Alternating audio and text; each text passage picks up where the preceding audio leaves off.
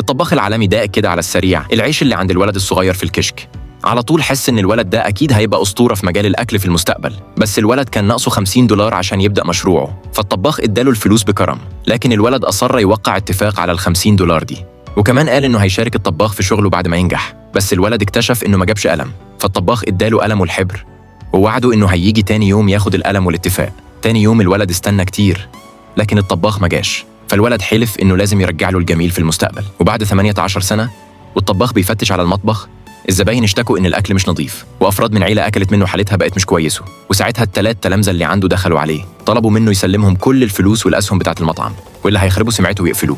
وقتها بس فهم الطباخ إنها مؤامرة من التلامذة عشان ينقذ المطعم. وقف يواجه الزباين لوحده، فجأة إيده اتحدفت بإزازة، لكنه ما تعصبش، بالعكس اعترف بخطأه قدام الزباين ووعد يعوضهم عن كل الخسائر في 3 أيام. في نفس الليلة باع كل ممتلكاته، وبرضه كان ناقصه $30,000. راح لصاحبه يطلب مساعدته، لكن صاحبه بقى إنسان تاني، أجبره يوقع على ورق نقل ملكية المطعم. ولما ظهر التلامذة هناك، ساعتها بس فهم إن الصداقة ملهاش قيمة قدام المصلحة. على مدار السنين الولد كان بيدور على الطباخ في كل البلاد لحد ما عرف عنوانه أخيراً. ما قدرش يستنى وجري عشان يرد له الجميل. في الوقت ده الكل كان بيضغط على الطباخ عشان يوقع، وفي آخر لحظة وصل مساعد المجموعة.